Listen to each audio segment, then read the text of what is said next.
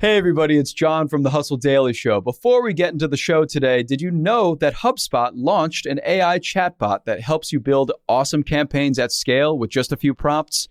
It's called Campaign Assistant, and it's a totally free-to-use AI tool made for marketers and business leaders who spend hours a day on content creation. Campaign Assistant will transform the way that you build marketing campaigns at scale. Craft personalized emails, ads, and landing pages in just a matter of minutes.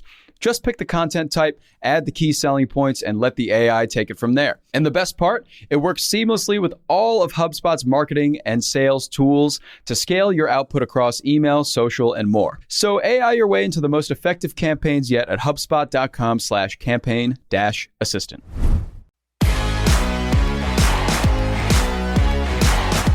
Howdy, folks. It is Thursday, September 29th. I'm Jacob Cohen here with Rob Litterst, and this is the Hustle Daily Show. Today, Rob's going to break down the wild case of this $100 million New Jersey deli for us. Apparently, he's worked at a deli, so he has some insider information, supposedly. But I'm also going to talk about something many of you probably have in your ears right now, Apple's AirPods. The company's employed a lucrative strategy to turn them into a must-use product, and we're going to outline what that might say about the company's future plans. But before we get into all that, let's take a quick look at what else is going on in the world of business and tech. Let's get crack-a-lacking. All right, first things first. Google released cool new ways to search, including all kinds of new shortcuts, ways to search and look at food and places, as well as a new multi-search feature that lets you search both a picture and then add text. So what this does, it's pretty cool because you can take a picture of, let's say, a cool pattern you see and then search the word tie, and it'll show you a bunch of ties with that pattern. This is a move in my eyes, to compete more with Pinterest, which is really a visual search platform, and TikTok, which has rapidly become a go-to search engine for teens, looking up things like places to eat or things to wear. And it's also just cool. Like, I think it's cool. Super cool. This reminds me a lot of Shazam, the audio app where you could like hold up your phone and figure out the name of a song. Like, I feel like that sort of stuff just feels like magic when you're doing it. Yeah, I think that's what they're going for. Yeah, good for Google. Moving along, Major League Pickleball scored some new investors, including LeBron James, as it plans to expand from 12 to 16 teams. Pickleball has really blown up in the U.S. You're now seeing all kinds of pickleball clubs, bars, public courts, even lots of private investments here, though. And understandably, right, it looks really fun. I've actually never played, but it looks much easier than tennis, I will say that. Pickleball is fun. I've played once. I did play tennis in high school, so I'm kind of partial to tennis, but pickleball's cool. Yeah. Also, OpenAI, creator of the mind-boggling text-to-image platform DALL-E, removed the program's waitlist so anyone can now use it. I'm sure we will be using it. And with this program, you're able to type in something like, let's say, an oil painting by Van Gogh of a robot playing pickleball, and you'll get some really awesome results. And more than 1.5 million people are now actively creating over 2 million images a day on the program. Pretty neat. In other news, Apple appears to be gearing up to launch Apple Music Classical, the supposed name of its standalone classical music app. Also, Amazon announced a swath of updates to its hardware products, including a Kindle that you can now use a stylus to write on. And Hey Dude, which is a shoe brand acquired by Crocs this year for around $2.5 billion, saw its Q2 revenue jump 96% and is reportedly on pace to hit $1 billion in revenue in 2022. And lastly, I thought this was nice. AT&T is waiving overage fees for talk, text, and data for the next month for customers affected by Hurricane Ian. All right, Rob, what is the story with this deli? Okay, so basically this New Jersey deli called Your Hometown Deli seemed to just be this modest sandwich shop in a small town in New Jersey with a mean cheesesteak. It apparently has a really good cheesesteak. But ultimately, it came to light last year in a memo from hedge fund manager David Einhorn that the deli was the sole holding of a company called Hometown International, which was a public shell company that was valued at $113 million. Okay. Yeah. So if all of that is kind of jargon to you, buckle up, because this is kind of a ridiculous and convoluted story.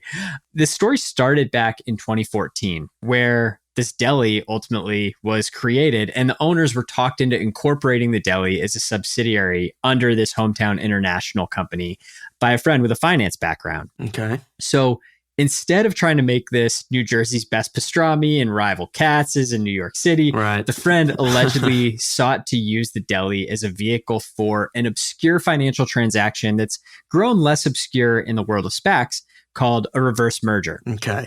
A reverse merger is basically when a private company goes public by acquiring an already public shell company, which is basically exactly what Hometown International was. And so this happens all the time in SPACs. Like investors will create these shell companies and then they'll ultimately get acquired by a private company. They're companies that don't really do anything. They just exist. Exactly. And what's interesting is the SEC, we'll get to this in a second, but the SEC's really been cracking down on these shell companies because there are fraud risks and there are kind of security risks there. Mm-hmm. So Hometown International did go public in 2019, and it did not go public on the NASDAQ or the New York Stock Exchange. It went public on the OTC market. And if you haven't heard of the OTC market, it's basically the third stock market, but it has some crucial differences from NASDAQ and the New York Stock Exchange. First of all, transactions take place between two parties, so two people, and it's not regulated by, a wealth of data like the other stock exchanges are. Right. And that's a big reason that a lot of penny stocks list on the OTC. So there's this kind of infamous strategy of kind of a pump and dump penny stock scheme. And if you saw Wolf of Wall Street, I think that's what the firm was doing there. So that's something that runs rampant on the OTC markets. And it brings up the other point here. So the OTC doesn't delist companies if they break their rules. They can flag them and bring them up with the SEC, but they're a lot more lax than the other stock exchanges. Okay. So that's all we're trying to get across here. Okay. But given the indictment, the leaders are probably going to end up serving prison time instead of cashing in on this. Right. I wonder who's the guys working behind the counter. What were they thinking of all this? Right. Right. Anywho, I know you've been doing some big time digging on Apple's AirPod strategy and would love to dig in there. What's going on? Yeah, so let me ask you this. Do you remember a time when headphones came free with your iPhone? I do indeed. Right, that was pretty nice back in the day. It was a nice little perk. But over time, the company has, as you are well aware, replaced that nice little perk with must-have AirPods, which cost a lot of money. They're not free, obviously. No. And they're now responsible for what many believe to be around $25 billion in revenue each year for Apple. And to put this all into context, $25 billion in revenue is more revenue than Twitter, Spotify, and Lululemon brought in last year combined. It's mind-blowing. It's mind-blowing. And some people think it should be its own company for antitrust purposes. And yeah. What I mean is understandably, Apple's AirPods, these buds work better with Apple products than any other company's equivalent of AirPods ever will. And it's a practice that some companies like Tile, for instance, which makes tracking devices that used to actually be sold in Apple stores, but now competes directly with Apple's own AirTags and Google regarding things like iMessage. These companies consider this kind of thing abusive market power. They've testified as such, and Google actually launched an entire marketing campaign publicly shaming Apple for this in the last few months. I remember that. So all this is going on, but what I want to focus on here is not that as much as this really lucrative and smart strategy by Apple that they've employed here for the AirPods and what it might tell us about where Apple is headed. So what I think is going to be the most original product of the Tim Cook era at Apple will probably be, in my opinion, the upcoming Apple reality headset. That's what people assume it'll be called. I think that makes sense because AR. Love it, right?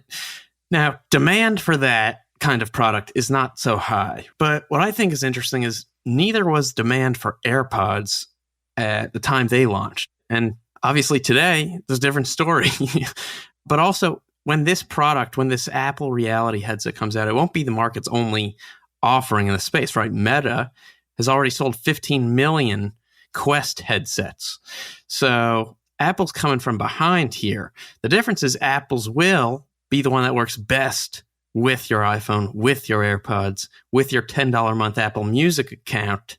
And that setup, like with AirPods could make it a home run. Totally. I'm super interested in what this AR headset offers and kind of how it will integrate with the rest of Apple's offerings. Like, it's still kind of a niche product, but Apple has this ability to kind of make niche products more mainstream. And I'm super interested to see how they do it.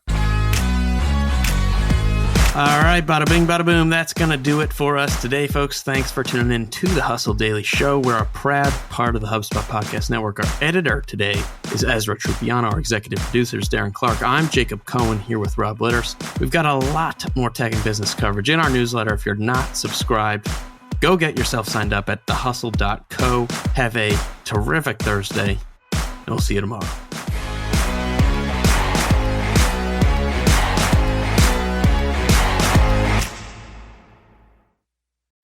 Hey guys, if you listen to the Hustle Daily Show on Google Podcasts, we want to let you know that the option will no longer be available pretty soon. Google is sunsetting its podcast app sometime in early 2024 in favor of YouTube Music, and we want to give you a heads up before it's too late, since that time's almost here. The Hustle Daily Show is available everywhere and anywhere that you listen to podcasts, like Apple Podcasts and Spotify. If you're using YouTube Music, we are there as well. If you're an Android fan, there are plenty of apps like Overcast, Pocket Casts, Player FM, and more. So just search for us wherever you decide to listen to your favorite podcasts.